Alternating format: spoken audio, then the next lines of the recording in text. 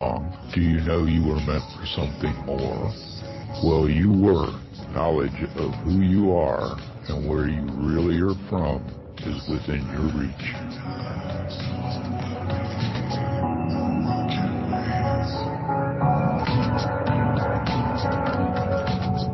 Join Janet Kara Lessin and Dr. Sasha Lessin as they search for the answers as they open up the Stargate to the cosmos.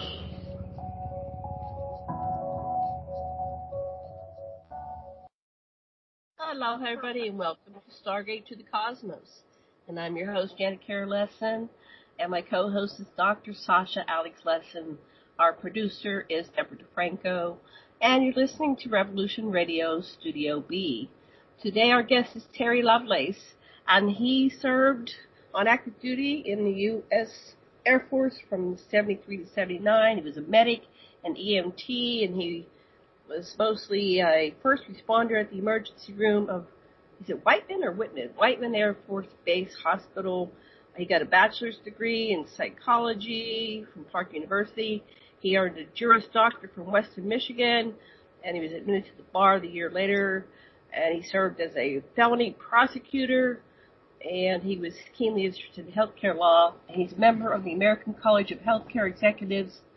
He was certified as a healthcare risk manager, and while he was an assistant attorney general for the U.S. territory of American Samoa, he was a general counsel for LBJ Tropical Medical Center. So he finished his legal career as state's attorney general for Vermont's Board of Medical Practice, and now he lives in 2012, and now he lives in Dallas with his wife of 45 years.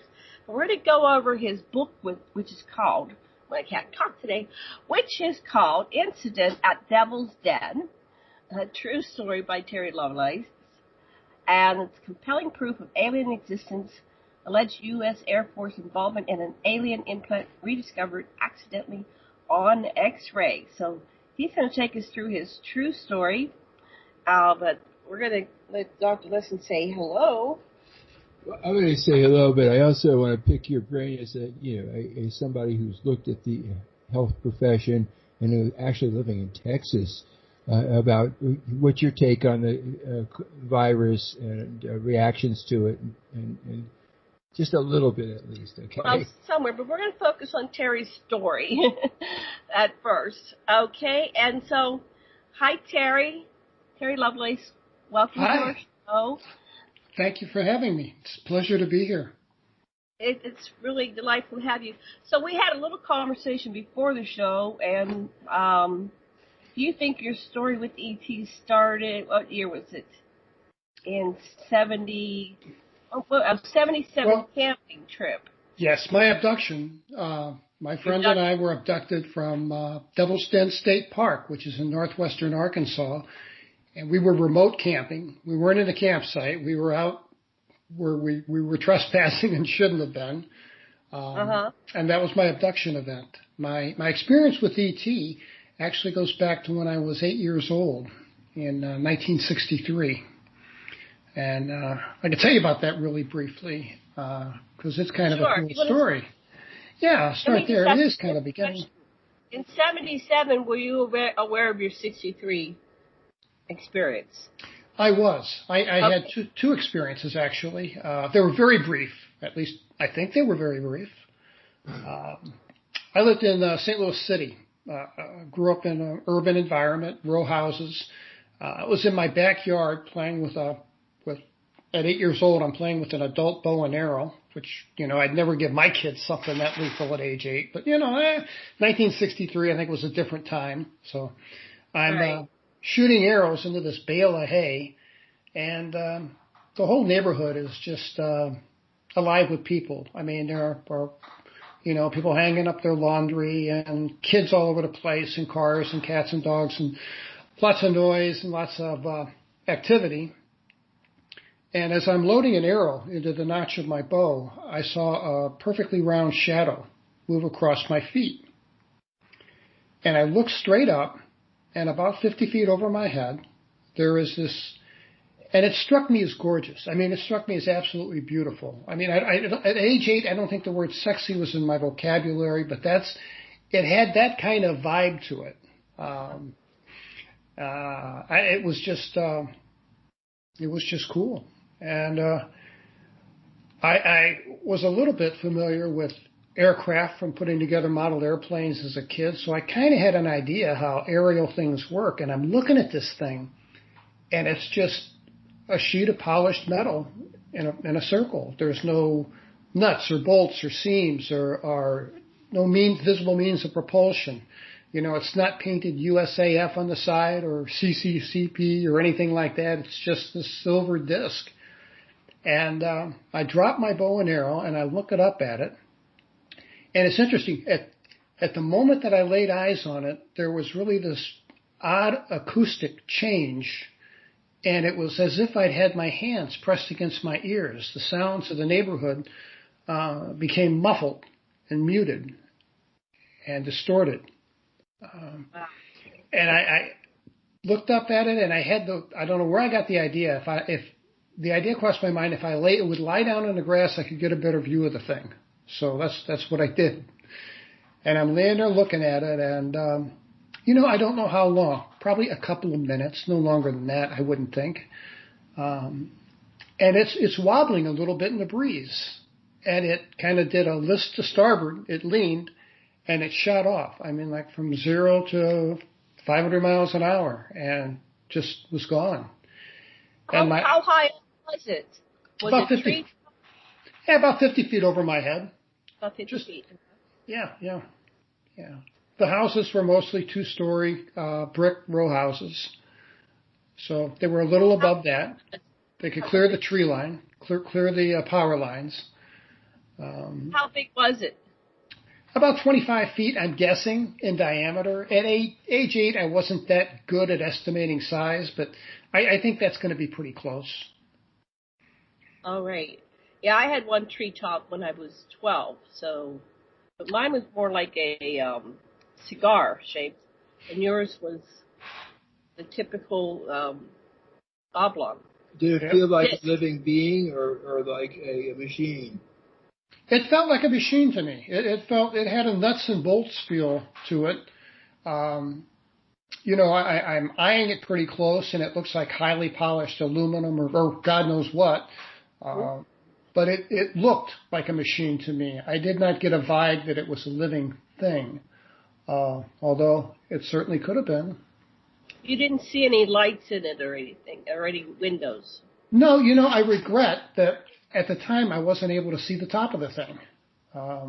But 3 years later, I'd get the opportunity. And I'll get into that in just a second. But, sure. Where that thing shot off, there's a point in the sky. There wasn't a cloud in the sky that day, but there was a point in the sky where I saw it disappear. And my eyes were just glued to that spot. And I'm screaming for my mother, and I'm screaming, "Mom!" My mother comes running, and, she thinks... She told me she thought I'd shot a neighbor in the head with an arrow or something, and came out. And she's like, "What is wrong with you?" And I said, "Mom, did you see it? It was cool. It was a flying saucer." And she says, "Stop that! You'll stop that right now. Don't you say that. People think there's something wrong with you." Did anybody else see it? Not a soul, and I don't understand that. Not a soul that would admit to it anyway. But I learned pretty quick that when you're 8 years old, and I had trouble processing this because I wasn't a liar. I mean, I was a pretty straight kid, and it shocked me that they didn't give me even the benefit of the doubt. Told you to shut up, yeah. Oh, that's a shame. Yeah, well, I listened to my kids. I've learned I'm going to listen to my children, and I did. And they've never seen a thing. Well, almost never seen a thing. But so that was my first experience. Again, brief. And 3 years later, I was in my bedroom on the second floor of our home, and it was a bitterly cold January night, and I woke up in the middle of the night sometime. I have no idea what time it was, and I heard a humming noise. And I saw this flashing lights through my window. And I thought, oh, must be a fire truck. Maybe there's a fire across the street, So I jump out of bed and I stumble over we lived in a big old drafty house, and there were Venetian blinds covered by thick drapery. Where was your childhood home? Where was it? Yeah. St. Louis, Missouri, South St. Louis City. Yes. Okay. So it, like I say, bitterly cold night. So I pulled back these heavy drapes, and I opened the Venetian blind so I could see outside. And right outside my second-story window, I mean, if I could have raised the window, I could have stepped out onto the platform of the disc. That's how close it was to the house. And it had this odd fog, like underneath it. And I don't know what that was, steam or something. But I could see the top of the thing. And it had a dome in the center. And I saw when it wasn't emitting light, it was just black. And it went all the way around the dome. And it was at odd intervals flashing these yellow and greenish and white lights. Very intense, very bright, like a camera flash. And I was, I was happy and this sounds odd, but I thought, like they used to say in the cartoon, it didn't just make a wrong turn at Albuquerque. This thing came back the second time, and I felt like it came back to see me. Yeah, you even said that you had missed seeing the top of it, so it came and displayed its top to you. Yeah. It did. Was it the same craft or a different craft? I don't know. I said that I mentioned that in my book. I don't know if I was looking at the exact same craft or another one, but it certainly could have been. It was the same size, and I don't know. I've always wondered about that. But I felt good. I felt so much like a response. It just could not be chance. It's exactly what you said. I lack a view of your top, and it came and showed you its top. It sure felt that way. And you know what else? I learned at age 8 what happens when you tell adults you've seen a flying saucer. So I never told a soul about this. That morning at breakfast. Well, you know what I did? I should finish the story. What's important is, what's relevant is that these drapes, while I'm watching this thing, I got one hand holding the drapes and one hand holding the Venetian blinds, and it's kind of awkward. So I took the drapery and I stuffed it into the Venetian blind, and then I had a hands-free view of the thing. The blinds were stuffed into the curtain was jammed into the Venetian blinds and held it open. So I had a hands-free view of the thing. And that turned out to be important because I watched it for a while, and then I felt this odd, almost disinterest. I mean, almost apathy. And maybe mild sedation even. And I turned around and I went back to bed. And the thing is still out there. And I went back to bed and went to sleep right away. Woke up the next morning, and it wasn't the first thing on my mind at all. I didn't remember it until I turned and I saw that blind stuck into the curtain stuck into the Venetian blind, and then it all came flooding back. Then I knew. And I remembered every bit of it. So. You just said something very important. So when I saw the one that I saw, it was there so long that you just kind of get bored watching it. You say, okay, I'm going to go inside. But maybe I didn't go inside. You went inside it. Yeah, that might have been what happened. No, that's a really curious thing. I experienced that again later. And, in the back of my book, I give a email address. And I say, if you've had an experience, I'm not a doctor or a therapist, but, if you would like to share with me, send me an email. I promise I'll respond. And since March of 2018, I've received 1,360 some emails from people. Oh my goodness! And I've just got some incredible stories. But I found that a lot. People tell me that they saw something, and they were underwhelmed. Their response was not really appropriate to the magnitude of what they were seeing. So you're afraid just start screaming, the aliens are here. No, you're just calm and, oh, nice to meet you. Yeah, look at that. I was happy when I saw my, oh, they're here. I was too. I had the same thing. There was not a soul in sight. In fact, the crickets stopped cricketing, and oh my gosh, it was so calm. And I lived on a 2-story brick street, brick buildings, houses, and some wood in Avalon, part of Pittsburgh. Same type of neighborhood. And there was always people. It was August. It was beautiful. They would be walking their dogs, their kids, nothing. That's right, so nothing. They shut it all down, including the crickets. Yeah. Yep, they can do that. I had the same experience with the crickets. But let me jump ahead. I was 11 when this happened, and 11 years later, when I'm 22 years old, I'm an NCO in the United States Air Force, stationed at Whiteman Air Force Base. Again, I'm a first responder, driving an ambulance with my work partner and probably my best friend in the world. I call him Toby. He's Tobias. We become fast friends. And we worked the night shift. We worked from 11 o'clock at night till 7, 8 o'clock in the morning. And if there wasn't a run to make, all we had to do was stock our ambulance and then play hearts or read or my buddy Toby was just enthralled with the night sky. I mean, he was absolutely just in love with watching the night sky. That's why he chose to work the night shift. And on warm nights, we'd sit outside, and he could point out constellations. He could time satellites when they would come over. And that's interesting because there weren't a lot of satellites back in 1977. There were a few, but not a lot. We used to call them the Russians and wave at them, hey, how you doing?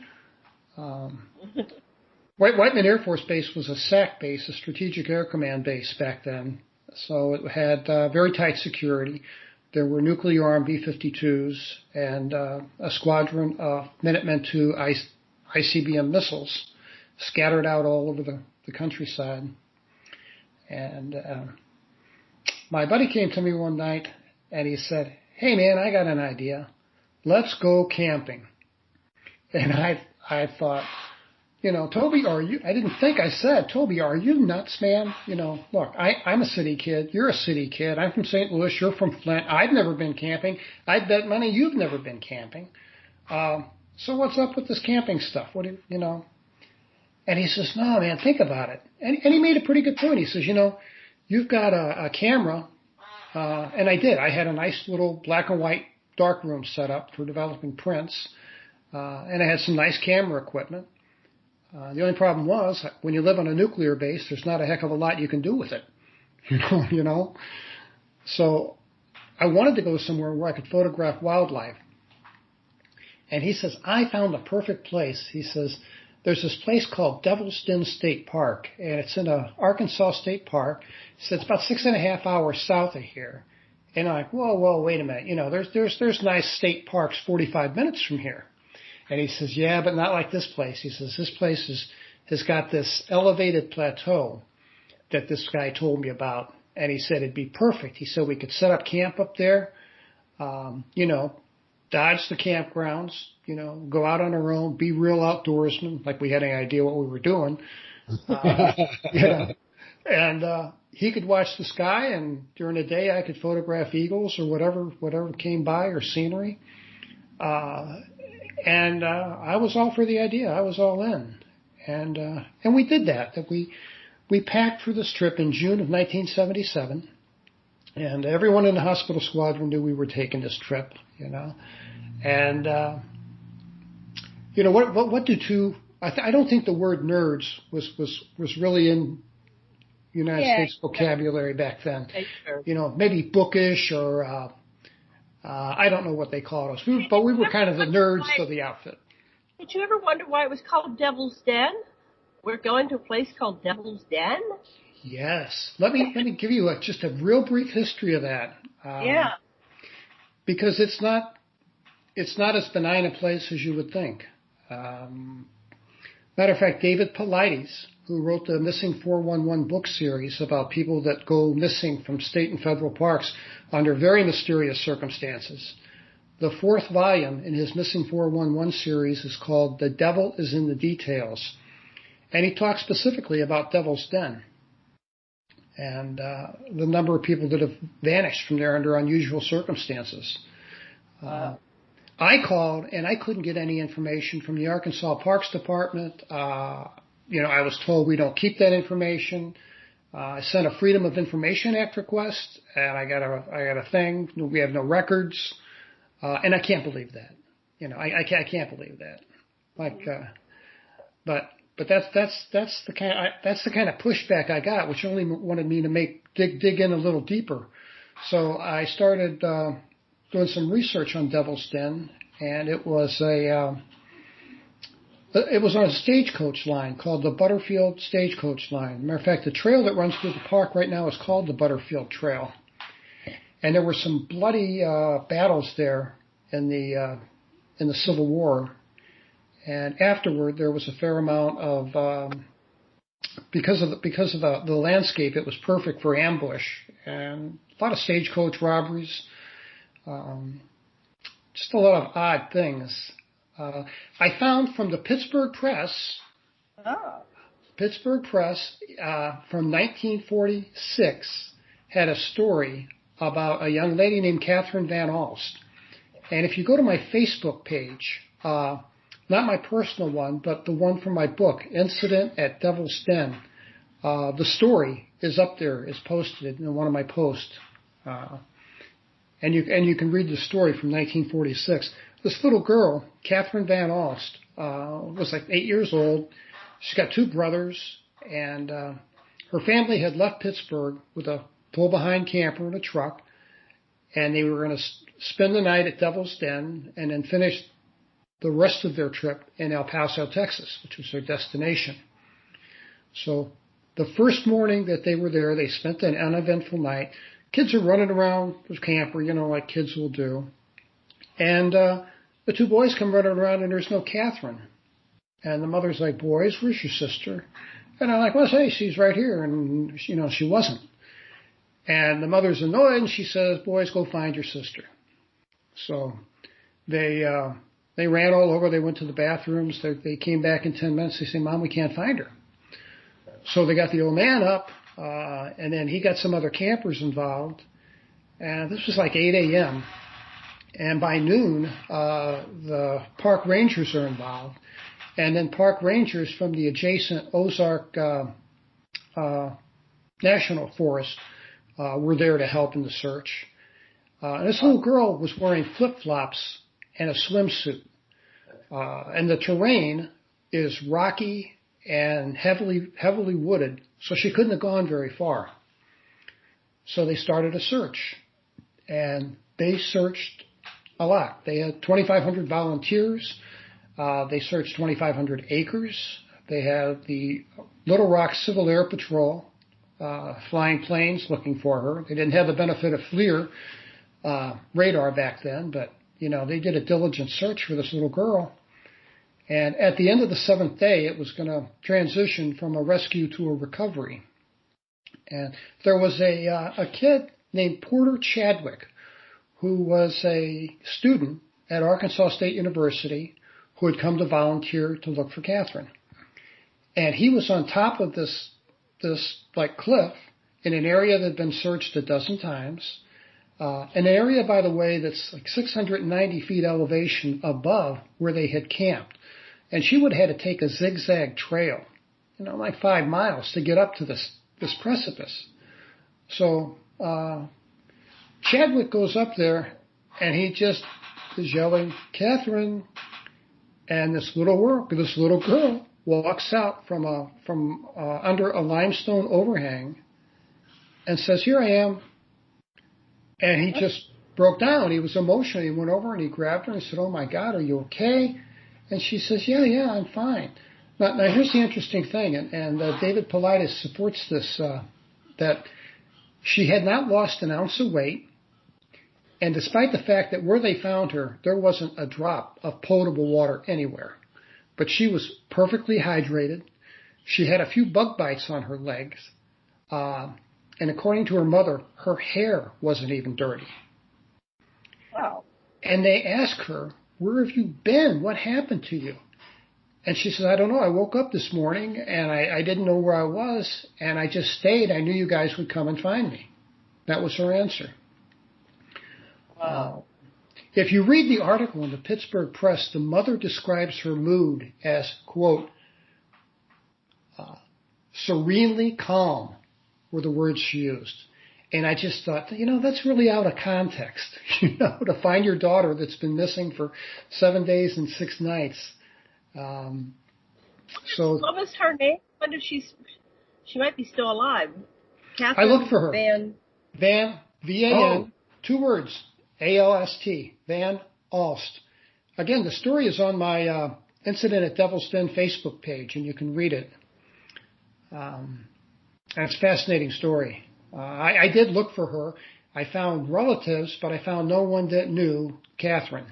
But Van Alst evidently is a fairly common name, and there were a lot of people to go through. So I didn't find her. That's an opportunity missed. I sure would have liked to. Catherine, if you're out there, write to us. Please. Yes. Oh. Yes. So, and then, that's just one story. And then real quick, I'm writing this book in 2017. And in mid-2017, I forget the month, there was a young lady named Monica Murphy who committed suicide at Devil's Den by jumping off a 100-foot cliff. And she was missing for a week or two until they finally found her. And the ME ruled it as as a suicide. I had a young man contact me who read my book, and he said, Monica Murphy was my mother. And he said, I hate that park. My grandparents used to take me there when I was a kid, and he told me that he saw orbs and crazy things in the sky, and I wanted so bad. I tried to get him, can we have a telephone conversation with you? Can I, quote you in the book? And unfortunately, it was the death of his mother. It wasn't anything he really wanted to share with everyone, other than what he shared with me. He doesn't mind me saying that, but he wasn't involved as much as I would have liked to have been. But then there was a young man from Bartlesville, Oklahoma, 32 years old. His name was Rodney Letterman, and Mr. Letterman and a friend were visiting the park, and they were walking the Butterfield Trail, which is a nicely paved trail. It's easy for, you don't have to be an experienced hiker by any means. It's a very easy trail to walk. So I hear. I've never been back. But Rodney had asthma or some kind of respiratory illness, and he's getting short of breath about a mile into their walk, and he says to his friend, I need to sit down for a minute. And he says, I'm sorry to tell you this, I left my medicine in the truck. Would you mind running back and getting it for me? So he says, yeah, sure, no sweat. So his friend runs back to the truck and grabs his friend's inhaler, grabs Rodney Letterman's inhaler, and runs back to where he left his friend, and his friend's gone. And this is the middle of the afternoon with people walking by, and there's Rodney Letterman's phone laying on the ground. And no Rodney. And I spoke with they used dogs from the Russellville Police Department. And I spoke with a sheriff's deputy who agreed to speak to me under anonymity. And he said that the dogs came and got a scent off the phone and sat down. Oh. And I'm like, well, I don't know what that means. And he says, well, I'm not sure either. That's kind of unusual, because he says, normally they have a scent to follow, but there was no scent to follow. That's why they sat down. Taken. Taken, yeah. So there was a massive search. Matter of fact, in the back of my book, or in the front of my book, rather, I tell the story, and I said, I promise I'll give you an update if anything ever happens with the disappearance of Mr. Letterman. And this was a massive search. This time they had FLIR. They had thousands of people participating in this. The official search lasted 10 days. After that, the family funded a private search that went on. And nothing was ever found of Rodney Letterman until March of 2019. And in March of 2019, there was a young couple walking down the Butterfield Trail, and right off the trail, on top of a log in an area that's plainly visible, the gentleman saw what he took to be, is that an albino turtle? Oh. And she walks over, and they both walk over. She picks it up, and then she drops it. Oh my God, I think that's a human skull. And it was. Okay. It was the what they call the crown. It was the very top of Rodney Letterman's skull. The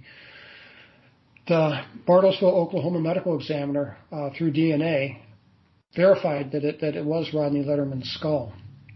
So, but that's all they've ever found. They've never found a shred of clothing, shoes, bones of other type. Nothing. Just sitting in plain daylight. Yeah. You know, a lot of crazy things have happened there. So I didn't know that at the time. At the time that we went, I had no idea. But we didn't know the history. Yeah, it's got a crazy history. But who named it Devil's Den? Who named it? Is that a? Well, I'm glad you asked that. You know where the name came from? Yes. There are two Native American tribes. Oh my God, look them up again. I don't want to mispronounce them. The Kahona. That sounds Hawaiian. It's not it. Two Native American tribes kind of split the land. And I called and I found a medicine woman in a little town, and she agreed to talk to me. And I was able to verify that she was a member of the tribe. The two tribes are called the Caddo, C-A-D-D-O, and the Kahino, C-A-H-I-N-N-O. Those two tribes share that territory. And this woman told me, she says, that's an area, Devil's Den has been an area that my people will transit across. They'll cross the land to get from point A to point B. But we don't hunt there, we don't fish there, we don't camp there. And then I asked, well, why is that? And she says, because the area is cursed. It's cursed ground.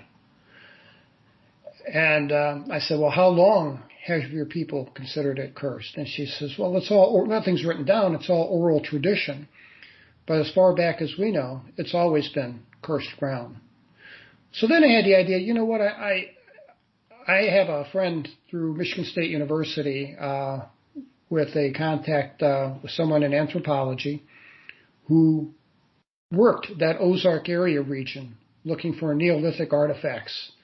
Because there's some very old settlements there. Not recent Native American. We're talking 8,000 and 9,000 year old flint objects. And he says, he told me, he says, it's strange, because he's got a map, and he says, all around Devil's Den, we find campsites. We find evidence of charcoal, been buried underground from campfires from a long time ago. We find flaked flint instruments, arrowheads, spearheads, and the like, animal bones from being butchered and buried. But he says, not a thing inside the park, ever. Nothing. And I said, well, do you think that's odd? And he says, yeah, I think that's odd. So whatever makes Devil's Den odd has been there a long time. And when we got there, we drove down, and when we got there, we didn't have any bad vibes or any feeling. We were quite the opposite. We were on top of the world. I mean, we felt like we were big time explorers or something, and we were determined to see this find this piece of high ground. And I found it. I have pictures of it. It's an elevated plateau. At the time that we walked it back in 1977, I thought it was horseshoe-shaped from walking it on the ground. From seeing the area photographs, it's triangular. And I would have thought that place had been covered with 40-year-old mature trees right now, and it's not. It's still a meadow, just like it was whenever we went there in 1977. So we got there, and it was an incredible view. We had to get around the chain in the road. There was a chain across the road with this very sternly worded "Keep out, do not enter, no trespassing" kind of sign. And I knew we were trespassing, but I thought, what the heck? What's the worst they're going to do? They're going to throw us out, right? Right.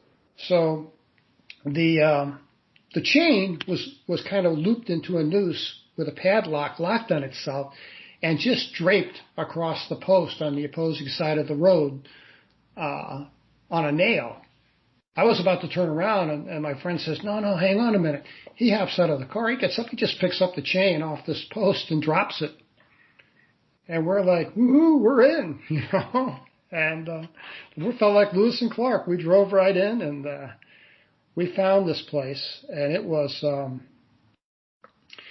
a steep incline to get up this to the top of this plateau. But as soon as we crested the hill, this meadow opened up in front of us, and it was just absolutely stunning. I mean, it was knee-high grass mixed with late blooming wildflowers, and it was a gorgeous place. And it was elevated enough that our view from the top of the plateau, we could see the treetops all around us.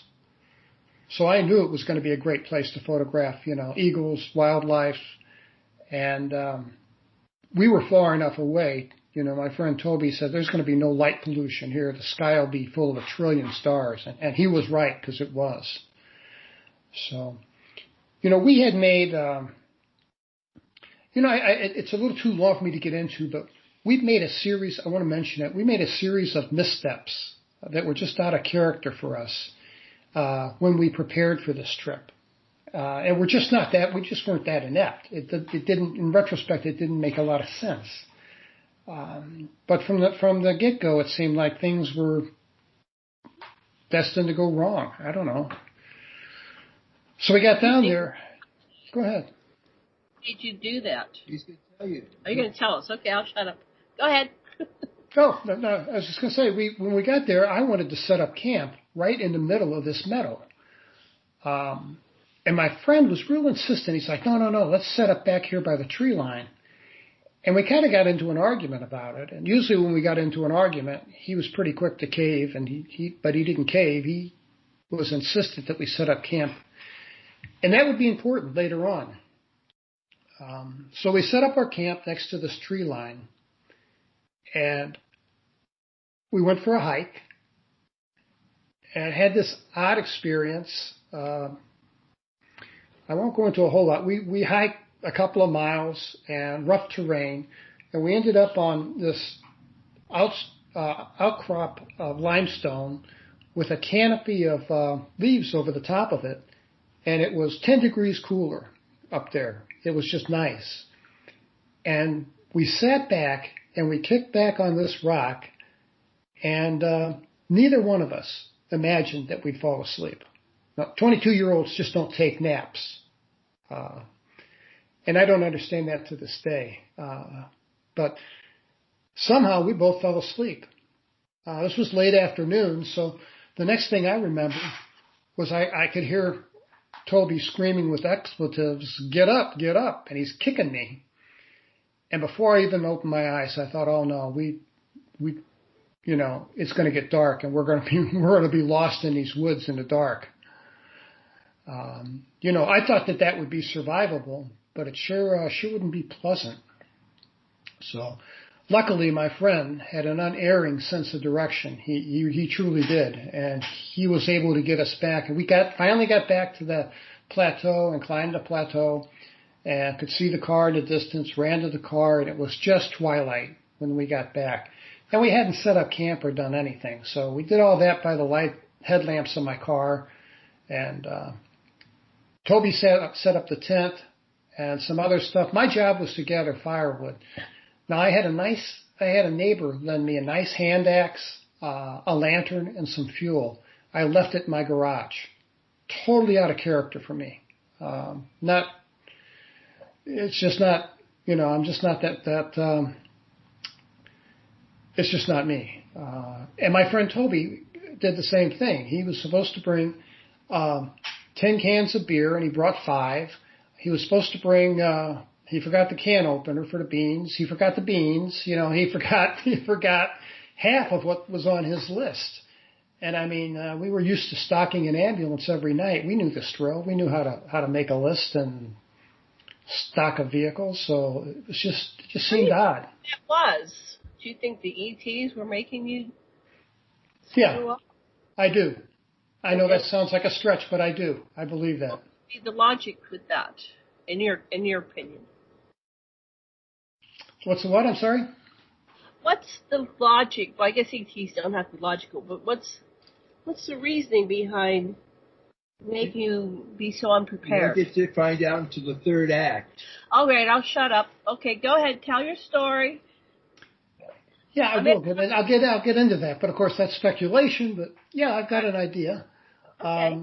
So by the headlamps of my car, we set up camp, and I gathered as much firewood, if you want to call it that, as I could.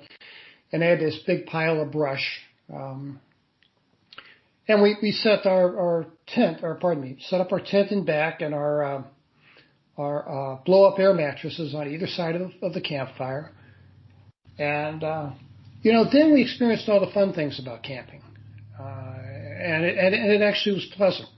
As a matter of fact, I remember we had a nice campfire. We roasted some hot dogs. And I remember saying, you know what, Toby, I can kind of get the allure of doing this. I can see why people do this. This is really pretty pleasant. And it had cooled down. There was a nice breeze. And crickets and tree frogs were so loud we could barely hear one another. And this is going to strike a chord with you, I know. Yeah. There came a lull in our conversation, and neither one of us said a word for a while. And I noticed the absence of the crickets and the tree frogs.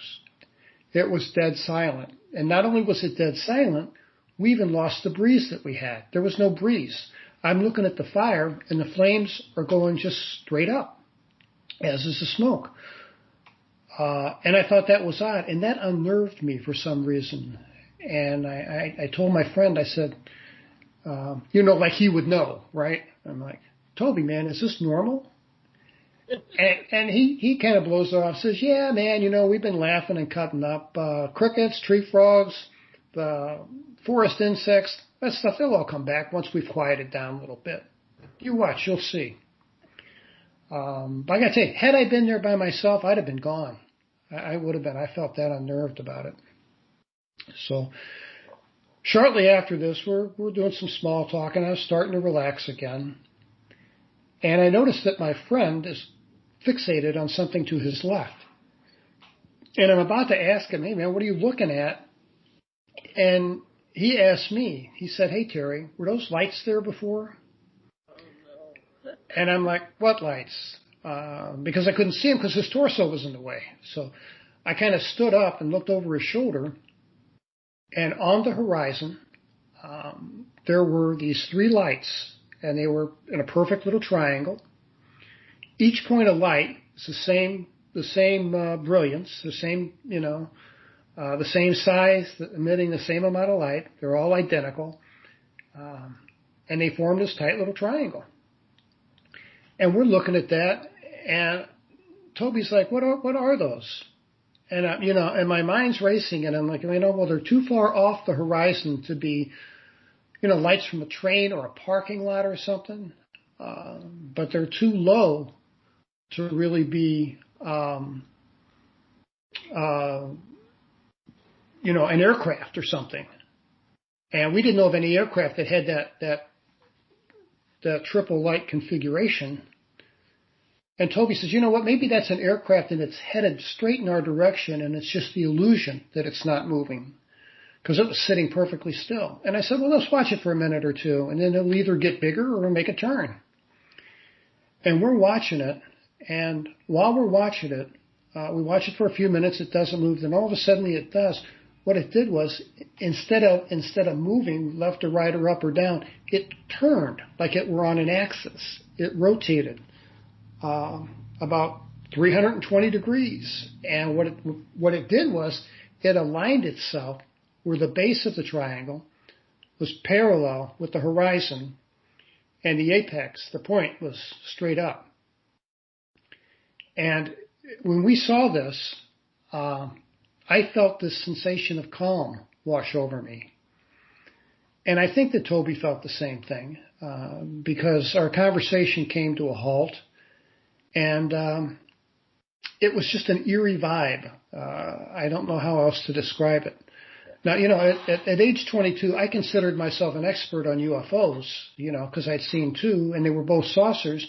This wasn't a saucer, ergo, maybe it's not a UFO,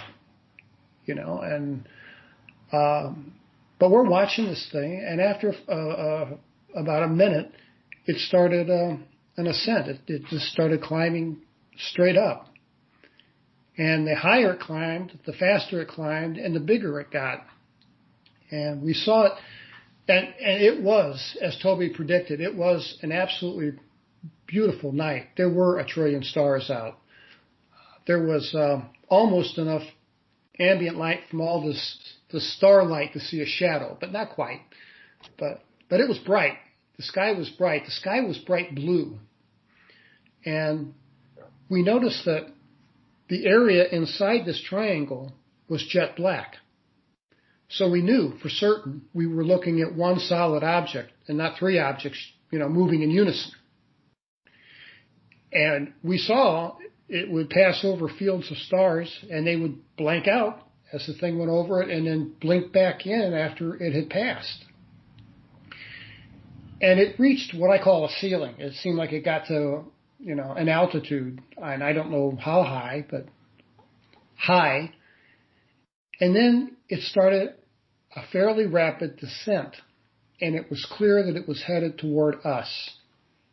And as we're watching, the only thing either one of us said was, I remember Toby said, man, it's really moving now. And that was it. That was the only conversation. We're watching this incredible thing play out, and that's the only bit of conversation we had. But as this thing is descending, it's doing a somersault type thing where the point of the triangle would flip over and then turn around. So we'd see for a moment, for a millisecond, 3 lights in a line, and then go around, and then sometimes 2 lights. It was doing like a tumbling motion. And I recall that I had this feeling that this thing's not out of control. It's not tumbling because it's having mechanical problems. It's moving with intention. It's doing what it's supposed to be doing. And I don't know where that came from, but that was my thought. And we watched it move. The 3 points of light dimmed somewhat and weren't quite so bright. They were still bright, but they weren't quite so bright. And this thing came down, and it parked about 3,000 feet over our heads. That's a guess about the distance, but I'm pretty good with, judging altitude, and I would guess it was right at 3,000 feet over our heads. And it looked big. I mean, even from that distance, it looked very big. And neither one of us said a word. And I remember noting that, Toby was wrong because there were no crickets and there were no tree frogs. It was still quiet. And, it wasn't only quiet, there was a stillness. I remember looking at a tree that was in back of the tent that was partially illuminated by our flickering little campfire. And I thought, at least one of the leaves on this tree should move. Right. And it didn't. And it was really an eerie feeling like, was I looking at a projection of something, or is this reality? And that was a little bit unnerving. But again, I would get this wave of calm, and not be concerned about it. So while this thing is over our heads, from underneath, in the dead center of the triangle, from underneath, there came a white light, and it was a beam of visible white light. The best way I can describe it is, if you've seen like a searchlight cutting through thick fog, you see a column of light. That's what this was like, but of course there was no fog. It was just this light. And this light just turned on. I mean, like somebody hit a switch, and it landed right in the middle of our campfire and stayed there for 60 seconds maybe.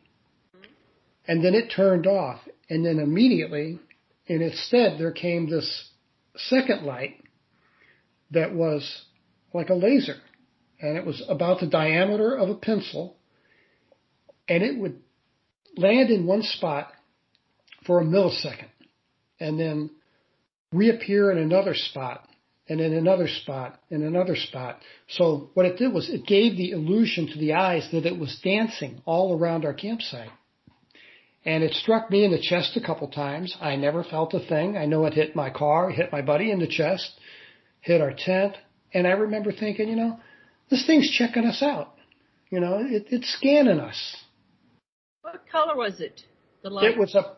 It was a purplish blue. Oh, blue light, yeah. Purplish blue. And it was intense. It was the first time I'd ever seen a laser. Lasers were fairly new in 1977. And it was a pretty cool thing to see. And again, there's no fear. Neither one of us are afraid. We both have that kind of sedated and that disinterest. I mean, not apathy, short of apathy, but I'd call it disinterest. I mean, it felt like I was more of an observer than a participant in the event. I don't have adequate words to really describe it, but that's what it felt like.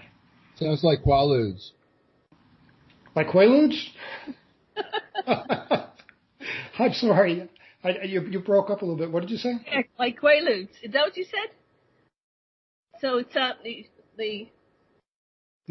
do you mean? This state you're describing sounds like the way people act on Quaaludes. Yeah, Sasha used to work at the drug clinic as a psychotherapist. So. Okay. Yeah. I know I'm familiar with what Quaaludes are, and that I've never done them, but that's what it felt like. That medical sedated kind of a feeling. What I equated it to was I don't have any experience with street drugs, but I was given some anesthesia for a procedure once upon a time, and the anesthetist said, "I'm going to give you something to help you relax," and that was very pleasant. And I had that, hey, do what you want to do. I'm in a good place. Kind of reaction to it. So, and you know what? It's very much what we felt like. I wonder if they might do something like that, because they don't, they really, what I know is they care about us, and they don't want us freaking out. So maybe they, send out a beam or some kind of, coat the air or something, so you kind of have that.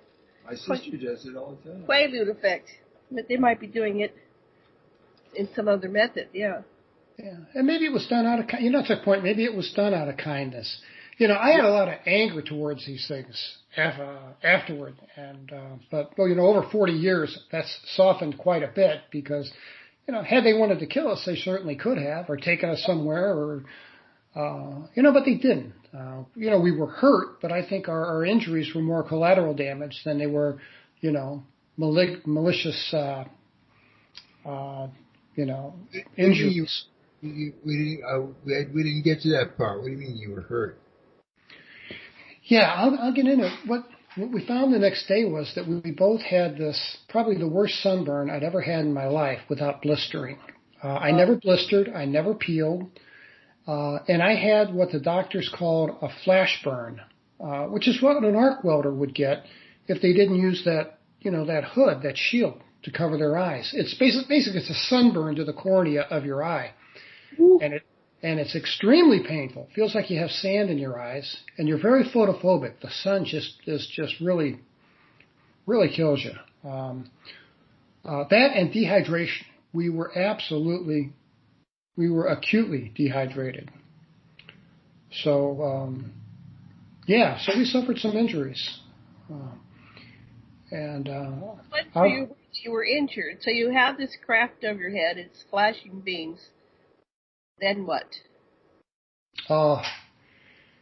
Then we're sitting there in the silence, and my buddy jumped up and said, "I guess show's over." And he picked up his air mattress and he walks over to the tent and tossed it on. Oh, stop the hour. Wow. Okay. We'll be back in 4 minutes. To be continued.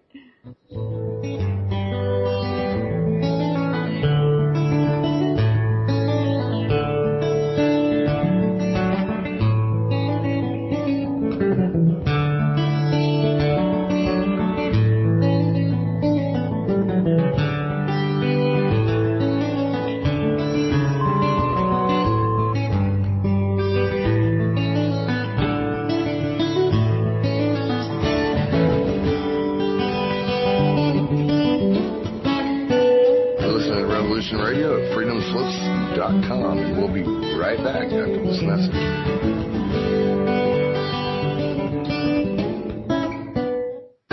Many years from now, would you be willing to trade all the days from this day to that for one chance, just one chance, to come back here and tell our enemies that they may take our lives, but they'll never take our freedom?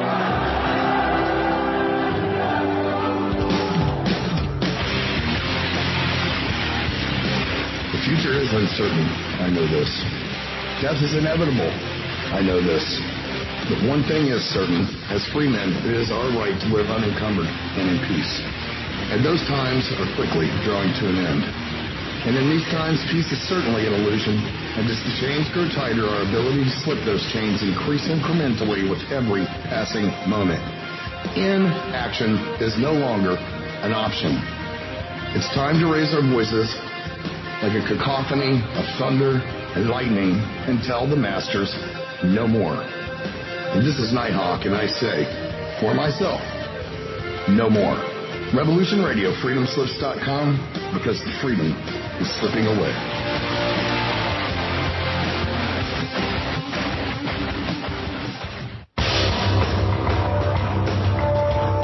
Hello, my name is Mr. Rowe. I am the host of Reality Extraction, Revolution Radio at freedomslips.com.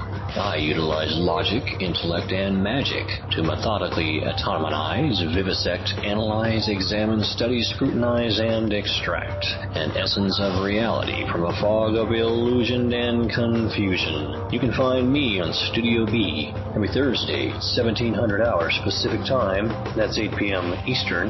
No topic taboo, no subject too strange. I strive to take a neutral standpoint during the dissection of the topic at hand. That's Reality Extraction with Mr. Rowe on Revolution Radio.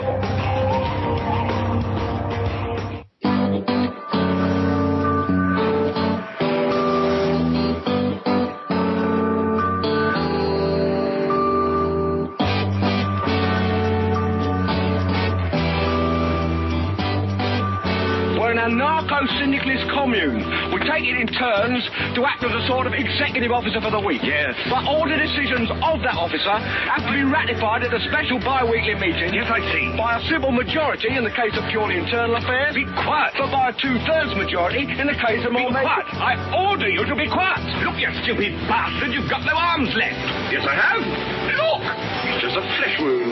I don't believe I've seen such a display of courage, skill, nerve, grace, and stupidity. I'll do you for that. You what? Come here. What are you going to do? Bleed on me? I'm invincible. You're a loony. The Black Knight always triumphs! Roundtable Live, Monday through Friday, 1 a.m. till 4 a.m. Eastern Time. Bring your mind, bring your ideas, bring your voice. King Arthur had nothing on us here at Revolution Radio, freedomslips.com.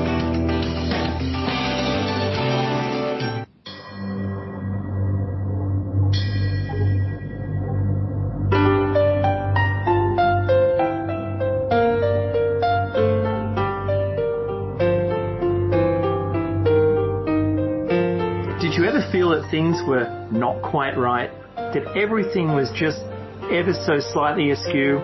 Do you have, to paraphrase Morpheus, a splinter in your mind? If you're interested in hearing the latest information about UFOs, the paranormal, ancient cultures and structures, monatomic elements, longevity, fantastic discoveries in science, download it to your brain, then tune into us. Hi, I'm Dave. And I'm Mackie. And we are Shiny Side Out, Sundays 2 to 4 a.m. Eastern. See you then. Revolution Radio, freedomslips.com. You don't need to expect us. We're already here.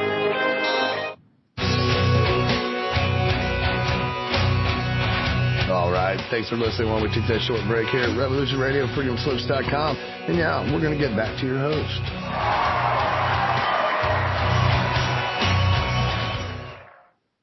Aloha, everybody, and welcome back to Stargate to the Cosmos. And I'm Janet Kerr Lessin with Dr. Sasha Alex Lessin.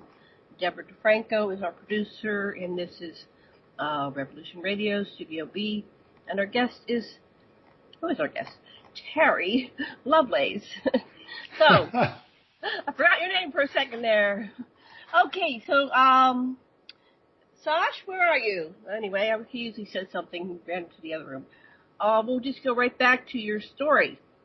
Sure, it was a good place to start. The bag, he said, the show's over. I guess the show's over.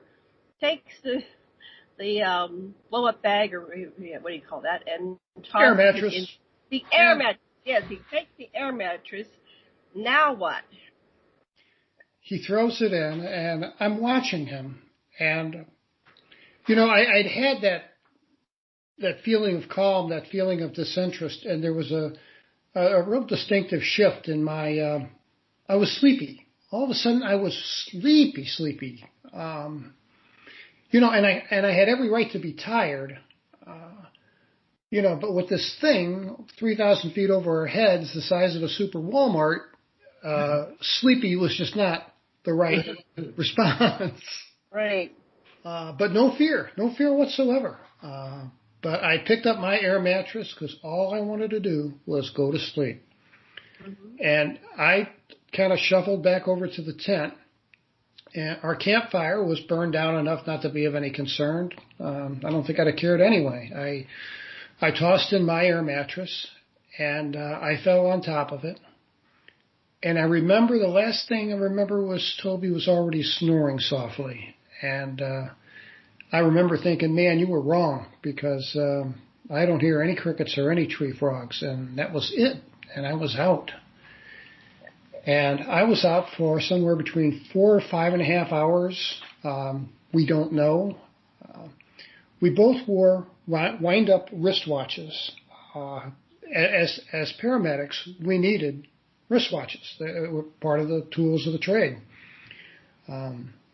You know, to take pulse, to note times that, you know, you do pick somebody up, time of arrival, all that stuff. Time was an important thing.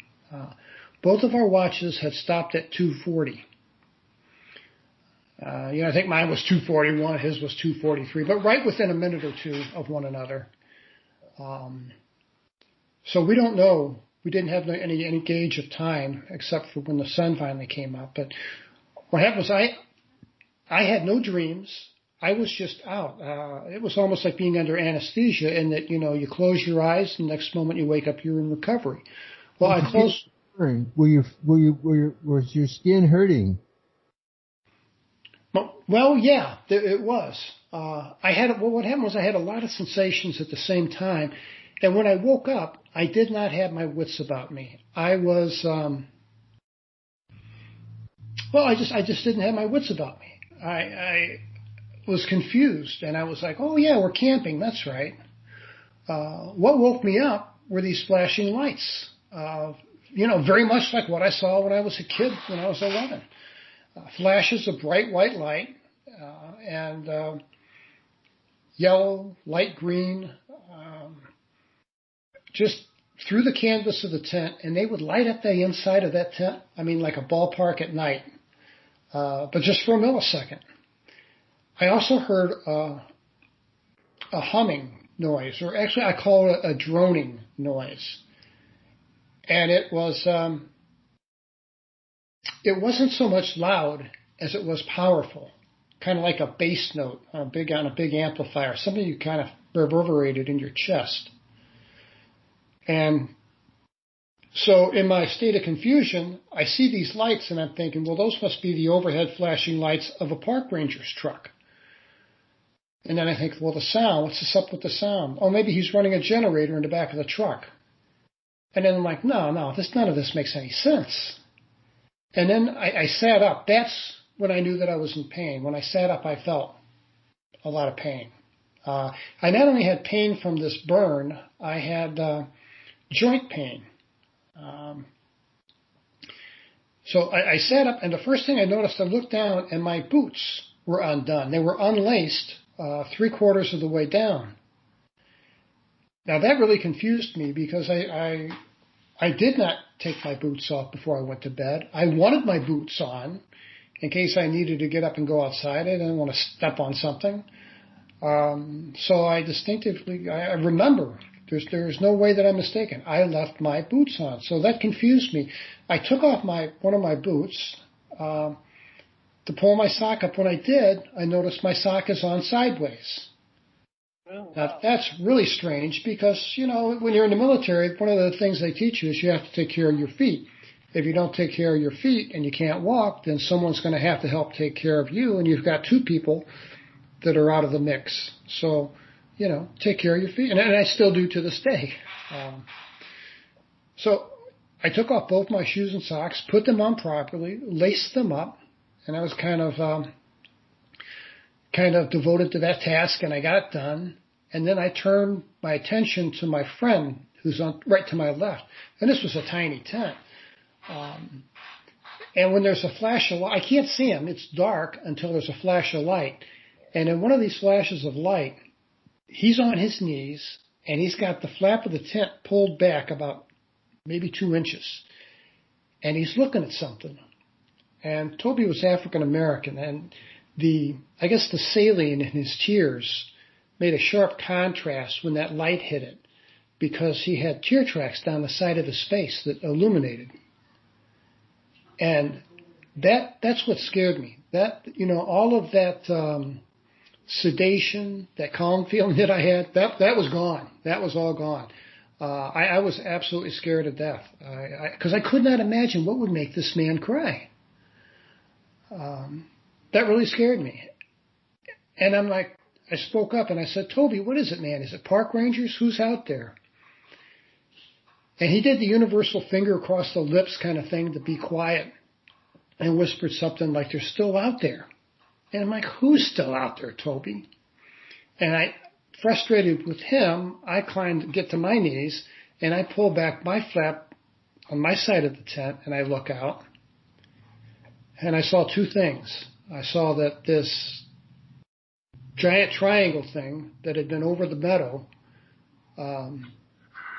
6 hours before, 5 hours, whenever it was, whenever we went to bed, at 3,000 feet, had now descended. And this thing is now just 3 stories, 30 feet over our heads. That's it, 30 feet over our heads. And thank God that I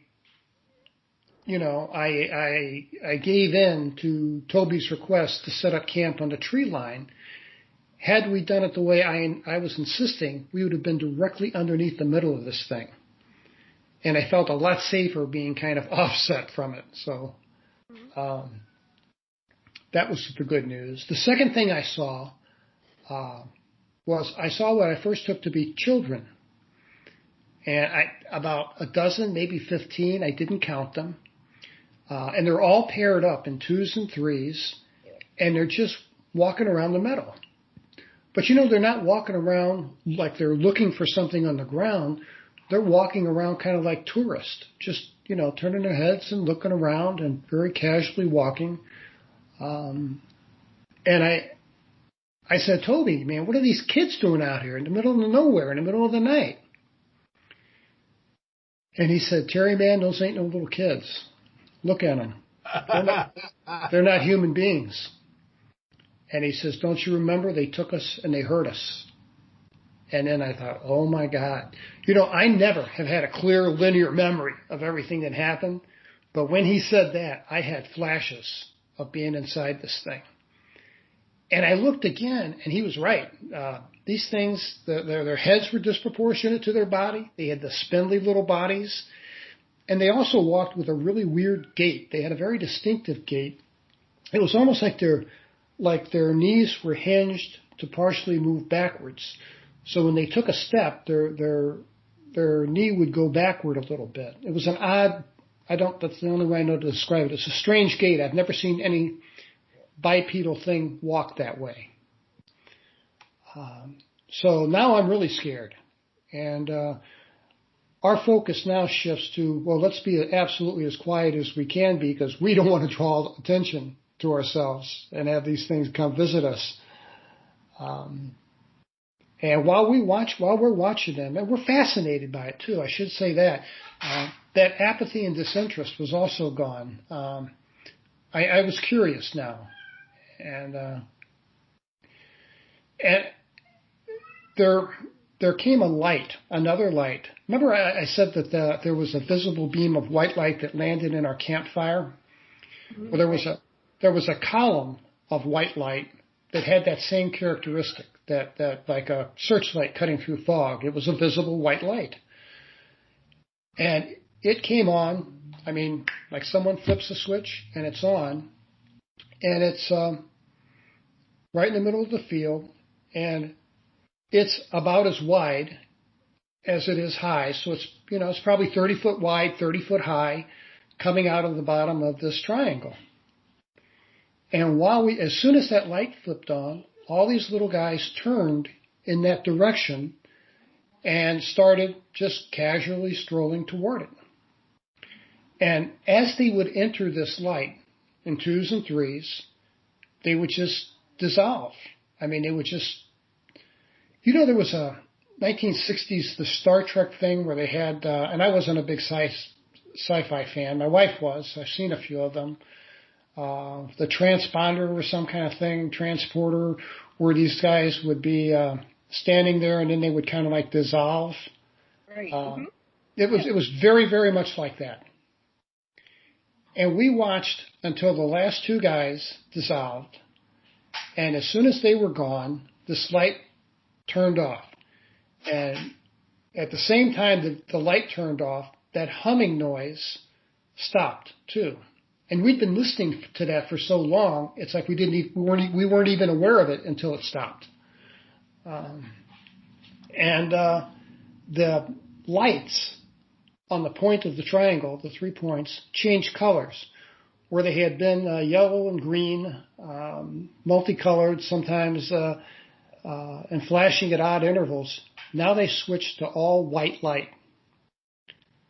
And I called it a light bar in my book. This thing was honestly like 5 stories tall. And on the point of each triangle, there was what looked to be like a bar of some kind where this light would run up and down that bar. And I had the thought, you know what, I bet that's to make it look like a star that's twinkling when it's in the sky. Because when we saw it in the sky, it did look like 3 twinkling stars.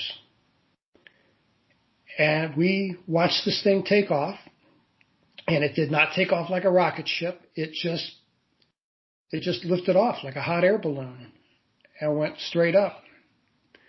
And the higher it got, the faster it went. And we saw the 3 points of light, and then a single point of light, and then it was gone. Terry, if you go back for a minute when your buddy said don't you remember how they hurt us? Right. Yeah. Yeah, and I got that you did remember when he said that. What did you remember? I had flashes of memory, and this is as good a place as any. I can tell you some of the scenes that I recall. I recall that, and this is so strange. I recall that I'm not sure how we got inside this thing.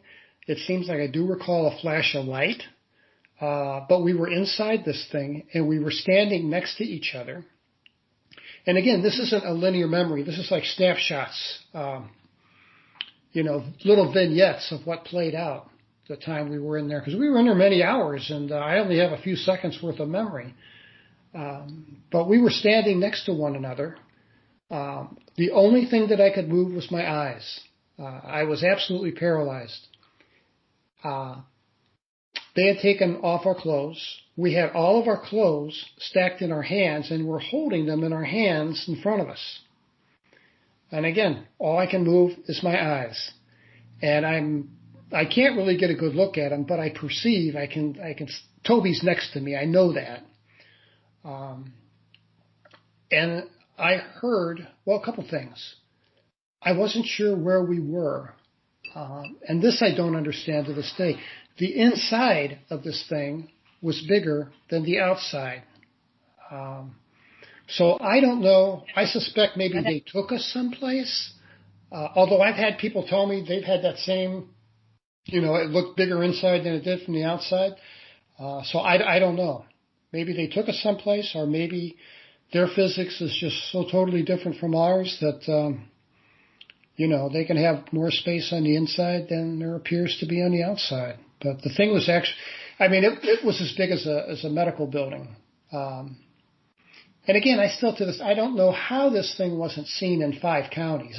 We were in a remote area, but still. And I could never find any record of any report of anything being seen that night.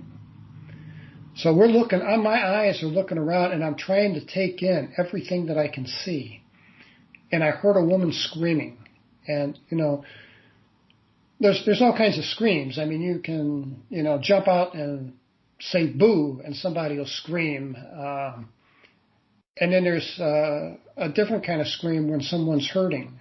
And it's got that sharp, there's a character to it that you can tell that, and this woman sounded like she was in pain. And that scared me. The next thing that I looked at, I should describe the inside of this thing. There was like a giant mezzanine, a big, huge open area. And it was at least 5 stories tall with walkways all around. I saw a thing that looked like a golf cart without any wheels that was moving. I saw a lot of these little gray guys, which, by the way, I have a theory about them. Those little gray guys, I don't think that they're living sentient beings in the way you and I are. I think there's some combination of maybe some biological material, artificial intelligence, quantum computing, nanotechnology, whatever you have. But I don't think that they're alive in the way that you and I are. I think they're just... My theory, I think some of them are sentient, but it's kind of like Data. We're getting the android version of the original species. Because I've met some and I've looked in their eyes, and there's definitely consciousness there. But others, they seem like they're soulless, or there's some quality of, they appear to be like flesh and blood, so to speak, but they could be android. Well, I saw these things when they all seemed task-oriented. They all seemed like they were doing something, going somewhere. They were always busy. As a matter of fact, I think in the book I refer to them, I called them worker bees. That's kind of what they reminded me of. Mm-hmm. And there was a very different type of being who was 6 foot tall, looked with humanoid features. He had no ears to speak of, and just nostrils without any nose, kind of a flat face, a slit for a mouth, and he had the large eyes, but not at all like you see in the motion picture. It's not exaggerated huge eyes. These were more like Ray-Ban wraparound type eyes. And I had my eyes strained as far as I could to the left. And I had my eyes on him because I could tell he was someone of authority. I mean, he carried himself like the guy in charge. Huh. And while I'm looking at him, by happenstance, he turns and we locked eyes for a second.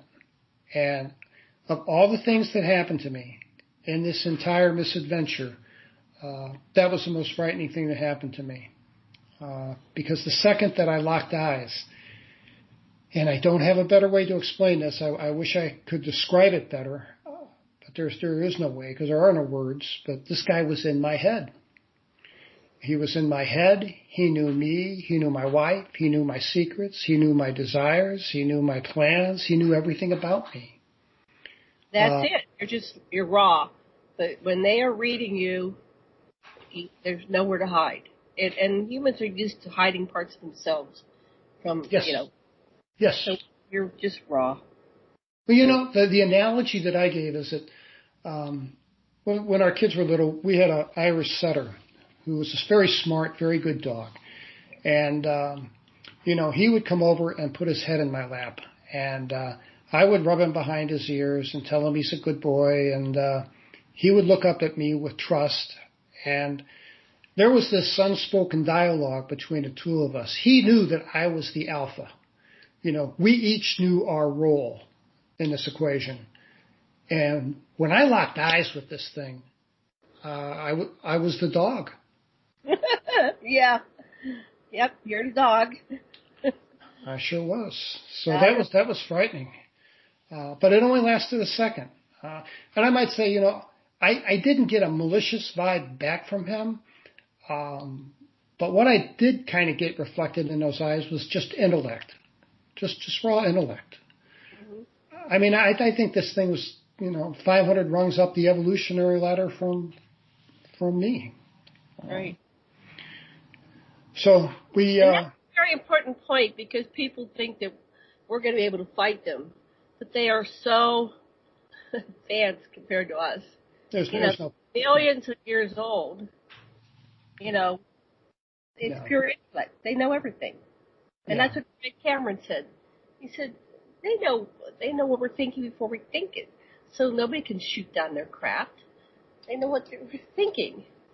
We can't respond that fast. But it's more than knowing, they're knowing you, and you become part of them. And so it's a relationship. At that moment, you created a relationship. Right. But you're the dog. Remember, honey, you're the dog. Yeah, it's a relationship, and we each know our respective roles in that relationship. And I was the dog, yeah. So, however, they want us to get to the point where we're equal. How did that hurt? Yeah, so you got pain. Scratch your ears or something. You got pain from. Well, let's back the story. Because this is exciting for me because I've had experiences all my life, so I love connecting the dots with other people that have had experiences. So it's very exciting for me. So go ahead. So I'm just giving a quick run through of the experiences that I had, and I remember being taken. I was on like a motorized walkway. I didn't walk. I didn't move my legs. I wasn't carried, but it was like I was on one of those things at the airport, that just move. And I went down a corridor, and there were several of these little gray guys around me.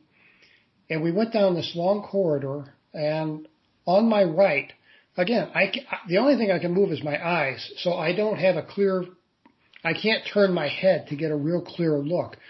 But there was this collection of what looked like aquariums in variety of sizes. And some of them were filled with pink water. And one of the larger ones, had a thing inside it that I thought was a puppy. You know how puppies, when they're first born, they have these folds of skin all over? Oh, yes. This thing had that. He had it was just these folds of skin. And it had an umbilical cord. I don't know what it was attached to. The water was pink.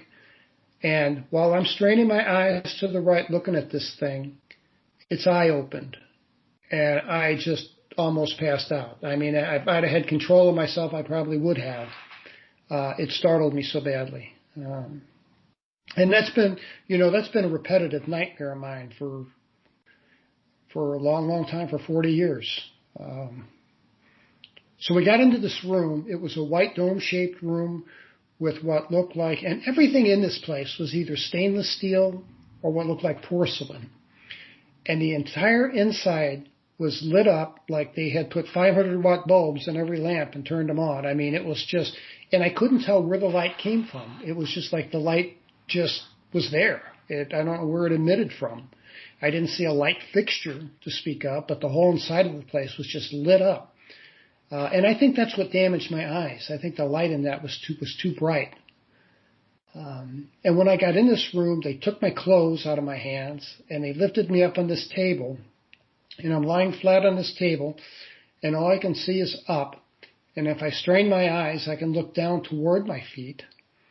And I saw at my feet this thing based on, I'm not sure how high the table was, but I know approximately how high they lifted me. I saw this insectoid-looking thing. And I had heard people say this before, and I knew exactly what they meant. It looked like a praying mantis. It was green. It had multi-lensed eyes. It had a giant triangular-shaped head. And you know what's crazy is I always see this thing wearing a white lab coat. Now, I know it wasn't wearing a white lab coat. You know, I don't believe that. But the whole transaction just had a medical vibe to it.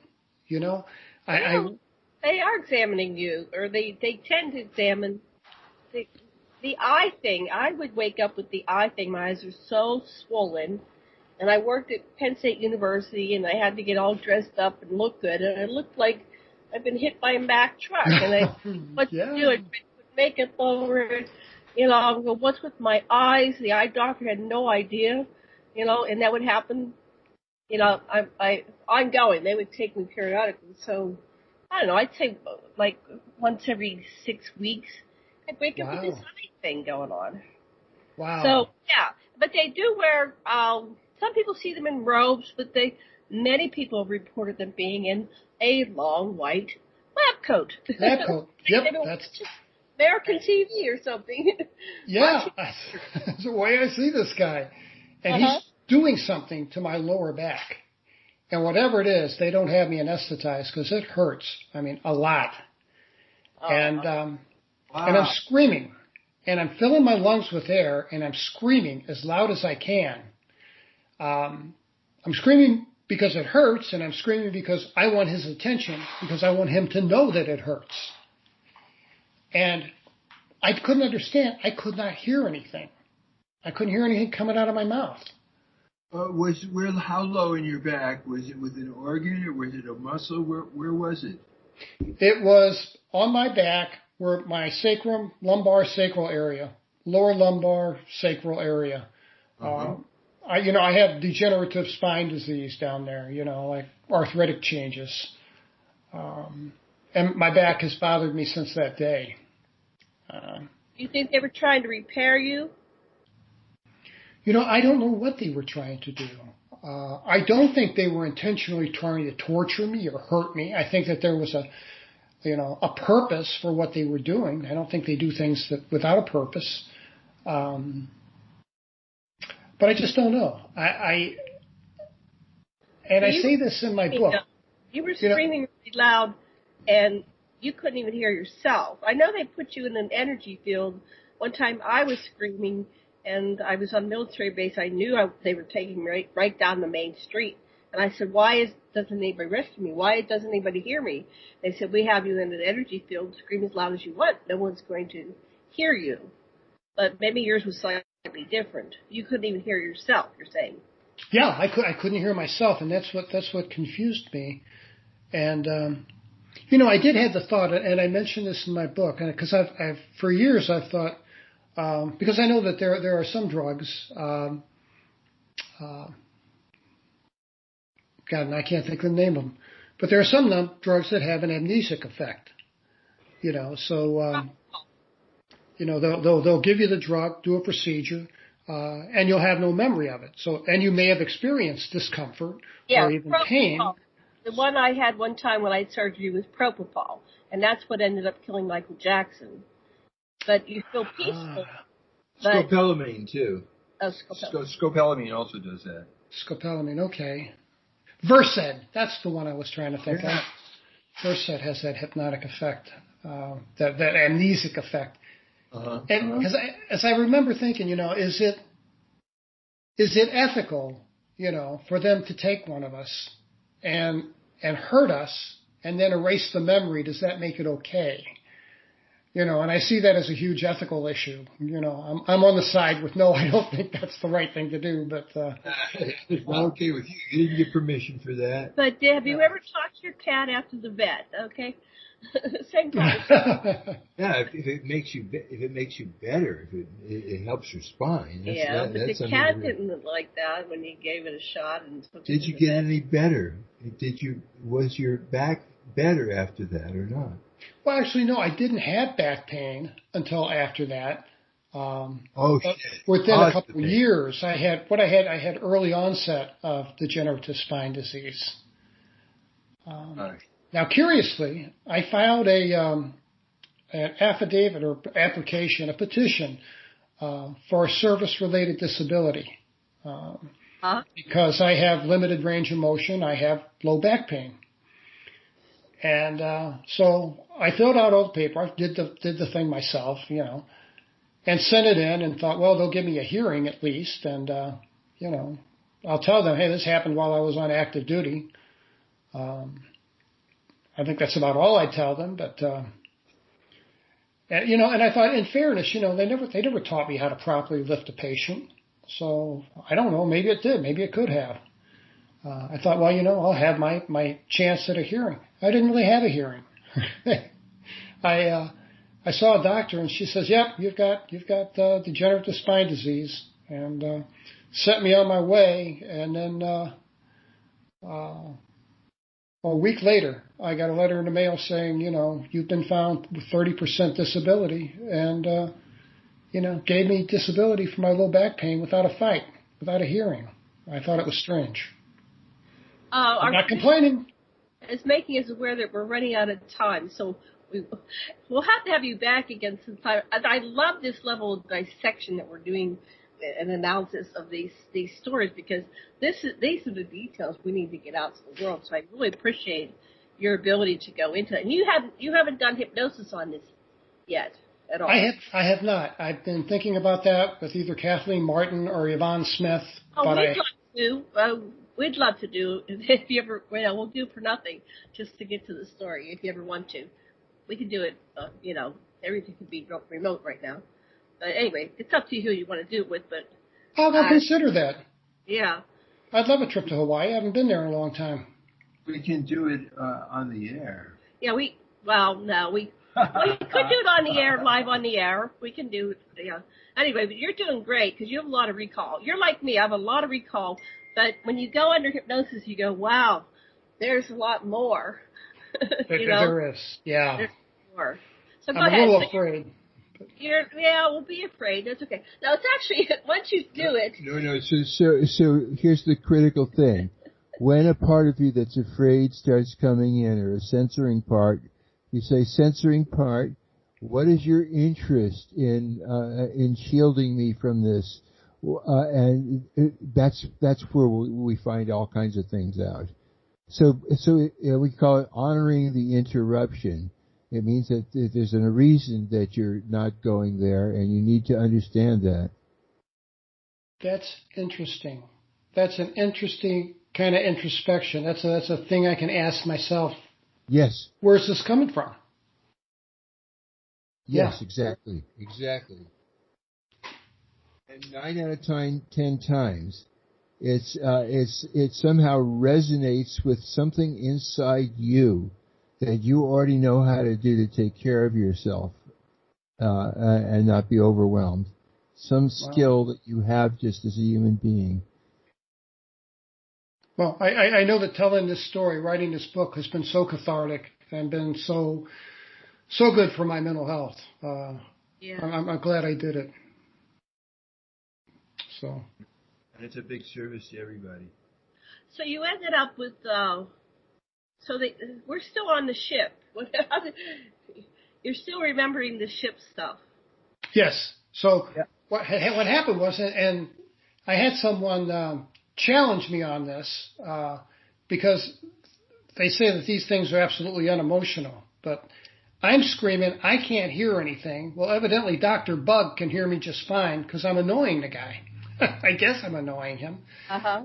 Because it tilts this, or swivels this triangular-shaped head in my direction, and with one eye, engages me with eye contact, and I can hear him with crystal clarity in my head. Right. Help out.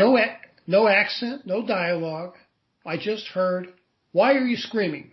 You know we don't hurt you. You know we take you back. Now stop screaming."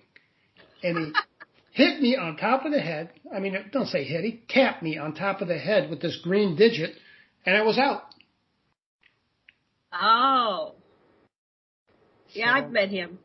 Have you met Dr. Bug? Oh, yeah, he's a nice guy. You know what? It's funny you say that. I've had the feeling that if I could sit down with Dr. Bug and have a beer, he would say, "Hey, man, no hard feelings, just doing my job." You know, something like that. It's not a malicious thing. It's doing his job. Yeah, he's very dedicated to his work. Anesthesiologist. Yeah. Yeah. Well, he's the head doctor in the operating room, so to speak. He directs all the little ones that run around. You know, mine there was a mid-sized one, about 4 to 5 feet. Much of those, like the real tiny ones, 3 feet high or something. Mid-sized ones, 4 to 5 feet. And I'm only 5'2", so they're about my size, right? And then this real tall guy. That's a good description of him, though. I said he was like, I've seen a mantis. This was like a mantis gray hybrid, but he's got the triangular face like you're talking about. Yeah. Yeah. Anyway, see him while we're talking. It's very interesting for me. Okay, back to you. This is about you. Yes. So he bops you on the head. Why are you screaming? Why are you screaming? Stop screaming. You know we don't hurt you. You know we take you back. And then I was out. And the next thing that I remember from this point was being dumped. I'm only semi-conscious, but they dumped my friend and I right by my car. And I remember thinking, you guys screwed up. You should have taken me back to the tent. And I no sooner thought that than there were, 2 little gray guys on either side of us. And they dragged us back to the tent and just kind of unceremoniously tossed us in. And then we were out again for some period of time. And then the next thing I know is when I woke up with the flashing lights. They dragged you. They didn't lift you. They dragged you. Hey, did they when they dumped you? Did they dump you from a height? When they dumped me one time, I was like 2-3 feet above my bed, and they went poof, and they plopped me down on my bed. So you said they dumped you. It's like they're not really delicate with putting me back down on the ground. Yeah, I kind of felt like they dropped me. I don't mean from from 30 feet, but I felt like I'd been dropped from a foot or two. Yeah, a foot or two. Yeah, it's like boom. Yeah. Thing. So we. Why people wake up with bruises and stuff because they're not very delicate. Yeah, boy, I've got some photographs. So what do you? So when you wake up with all these injuries and this burns on your skin, and you start to talk about it to your doctor at the VA, what happens? Well, what happened was this happened in 1977 while I was on active duty, and I was a member of the hospital squadron. So when I got back home, I drove back home. I was sick as a dog. I had 103 fever. I had this terrible burn all over my body, and I had this flash burn that was just killing me. And my wife took me to the emergency room, and I didn't complain. I mean, it was a little embarrassing in some way. I mean, everybody in the hospital knew we were taking this trip, but Toby and I, we made this agreement that we weren't going to tell anybody that we saw this UFO the size of a super Walmart, because we were afraid we'd end up on a psych ward. And neither one of us wanted that kind of trouble. So our story, but it was important to both of us that we be honest, because we're just honest people. So we decided, well, we're going to say that we went to bed feeling out of sorts, and we woke up sick as dogs. And that's pretty much the truth. And that was our story. But a curious thing happened. When we got back to the base, actually it would happen before that. When we're driving back home, something was different between Toby and I. We were different people. This event in 1977 was just such a big event. It was like on the order of magnitude of the birth of my kids. Sorry, kids, but it was. It was, I felt like I went down there as a teenager and came back as an adult. But here this guy was, who was my best friend, my coworker.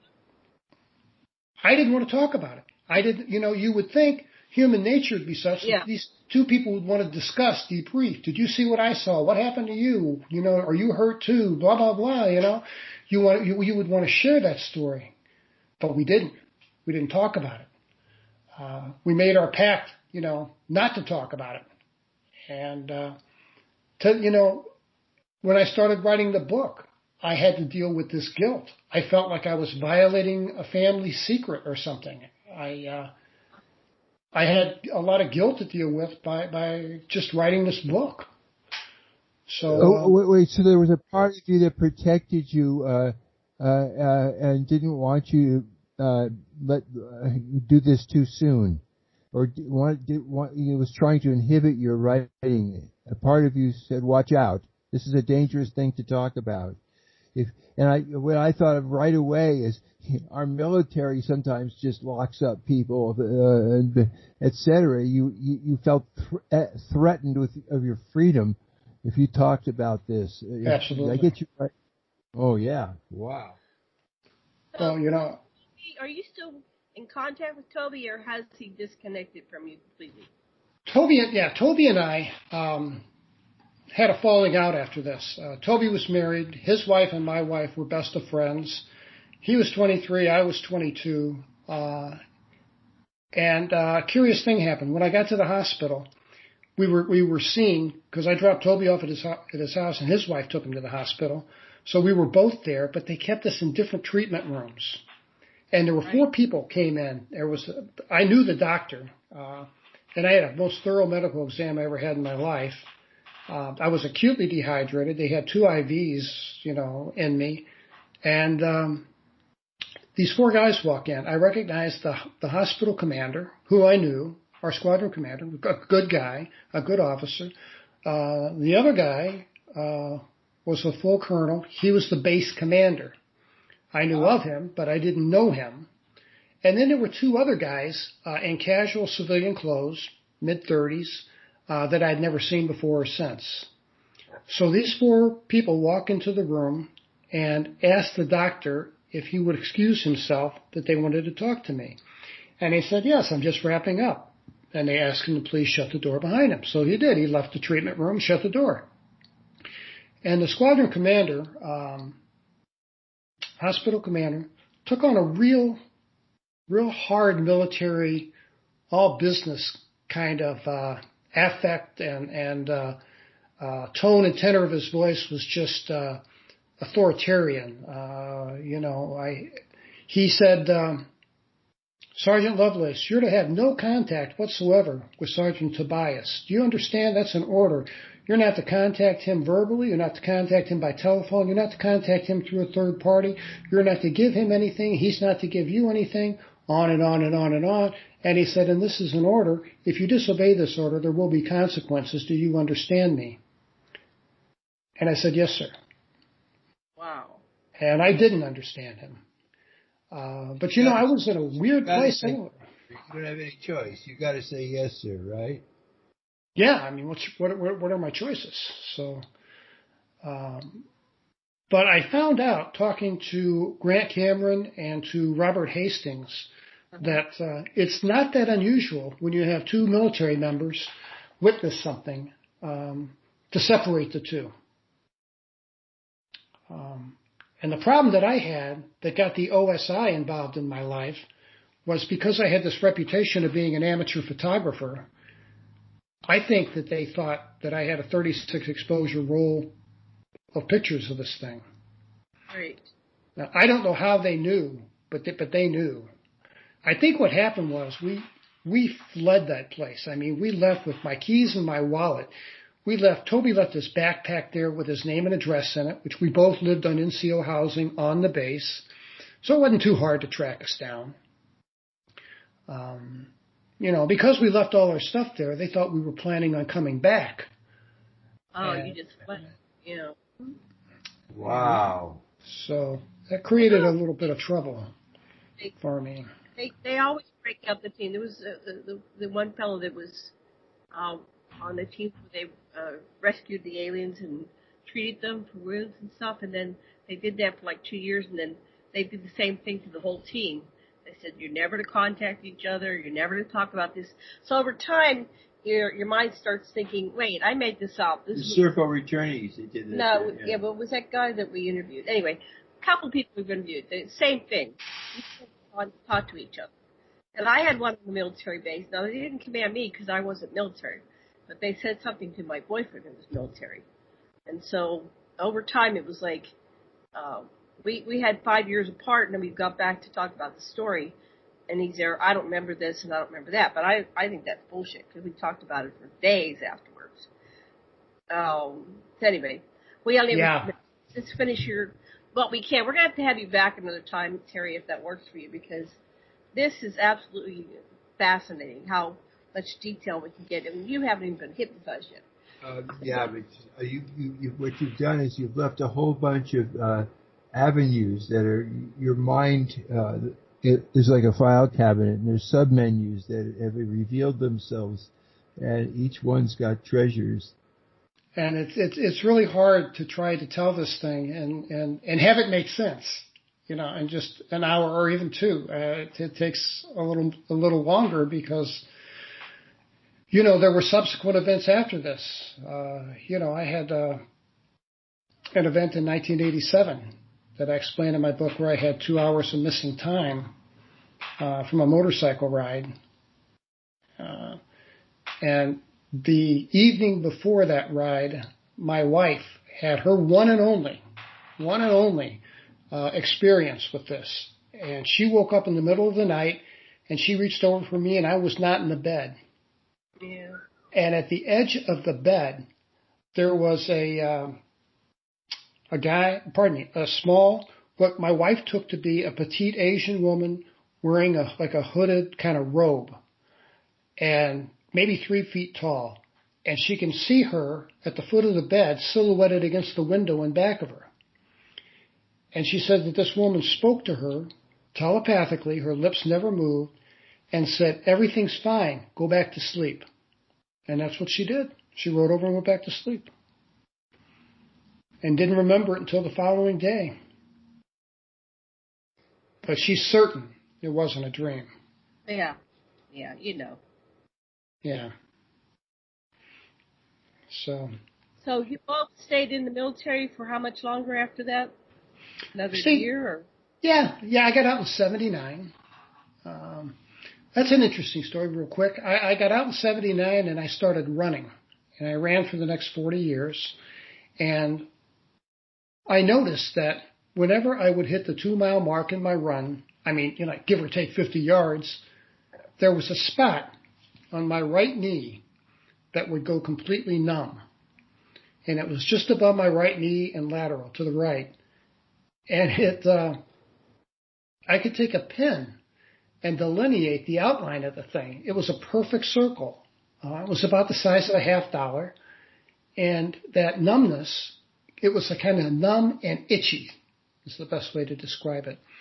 And that would stay that way for about 30 minutes and then gradually wear away. But that happened every single time I hit the 2-mile mark in my run. And in 2012, when I had these x-rays of my leg, when that doctor, I asked to see my x-rays, when he popped it up on the screen, I looked at it and I immediately knew that thing with the wires connected to it lay directly underneath that spot that would go numb when I ran. Wow. So there was a connection there somehow. Have you ever had your head x-rayed? I have. I've had x-rays and CTs. Nothing in your head? Nothing in my head that I've ever been told of. You know, I talked to some radiologists who spoke to me kind of off the record. And they've told me that, yeah, they've seen things that were odd before. But, you know, if it's not relevant to the exam, to the thing that they're looking at, they're looking for a broken bone and there's a, you know, what she called it, if there's like an artifact in the x-ray, it may not make it to the x-ray report because it just muddies the water. Wait, Terry, I guess go back because this is really heavy. What happens is you, because of who you are in your consciousness, you can go behind the colonel and that brass that's acting so distant and authoritarian. And when you're looking at yourself, and maybe you've seen the other soldier too, airman also. Now you're looking at Terry. What are you thinking? What's going on for you as this brass that's come to make sure that this guy's getting interviewed? You know, what ran through my mind was, well, first of all, he said, "Do you understand?" And I clearly remember saying, "Yes, sir," loud and clear. And I know I did not understand, and it made no sense to me. But you know, I was in an odd place. I wanted nothing to do with Toby for some reason. I didn't even want to see the guy. I can't reconcile that now. I couldn't reconcile it back then. I think that that's something that's implanted in me. Well, you know, like the 4 guys that went on the fishing trip, the Allagash guys, from up in Maine, you know, that group disbanded kind of after the event. And I've got letters from people that told me that, you know, even family members together as a group see something. And then no one will ever talk about it, you know. And if somebody brings it up at Thanksgiving dinner, it's really awkward for everybody. So, yeah, I think they can control our emotions and our thoughts. I really do. I think it's standard operating procedure to say don't talk to any of the other witnesses. My second husband, they were taking me. It was fine. And one day I woke up, of course, and he's not in the bed, and I'm paralyzed. And that's when things started going down. It's like once they take the other person, they don't know what's going on consciously, but they have perhaps this programming or something. But he's like, things just went downhill, and I ended up divorced. Wow. You know, I also wondered, you know, Betty and Barney Hill are a shining. They didn't follow that. They stayed together. They're right. Yeah. Well, maybe they introduce things later because once these people, if they start comparing notes, then they start remembering. So Betty and Barney Hill, they were like early on, and so they started comparing notes. But maybe they realized we can't let these humans compare notes because of what's going on, and so they start making you, you know, want to be distant from each other. Yeah. Something on that line, you know. No, I think you're right. I think that's right. Yeah, and then I had another boyfriend, and I warned him. I said, you know, if you sleep with me, if you want to be in a relationship with me, things happen.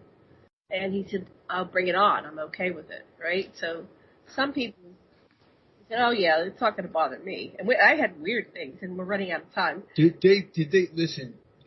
Did they make you fight with each other in some way? Did they pit you against each other? No, they don't do that. Wait a minute, Janet. I'm not asking you. Okay.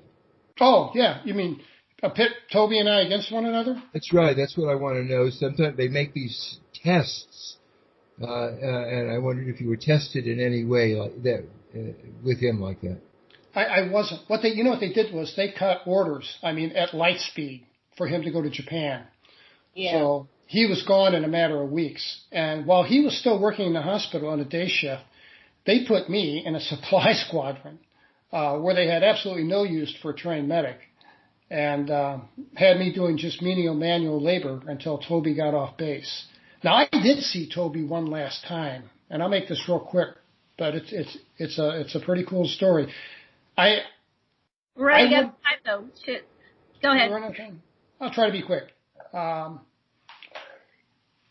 I violated my order. I stopped by his house to see him one last time, and I walked through his front door, and he came down the hall, and he looked like a train wreck. And he's a shorter guy, shorter than me. It's the first time I saw him since the event. And he walked up to me, and I was going to embrace the guy. I thought it would be appropriate, but I didn't. And we managed an awkward handshake, and he looked up at me with these bloodshot eyes, and he said, "It happened, didn't it, Terry?" Mm-hmm. And I said, "Yes, my brother, it really happened. You're not losing your mind." And he said, "Yeah, but why us?" And I said, "Man, I don't have a clue." And I turned and I ran out of that house, and that's the last I saw of my friend. There's quite a long backstory to that, or after story that follows that. But okay, the music's going to come on. What's your website?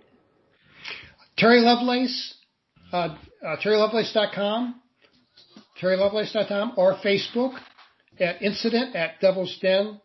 My book is on Kindle, paperback, and an audio book only on Amazon. And thank you all so much. Much, everybody. Thank you, listeners. Thank you, Terry, Deborah, and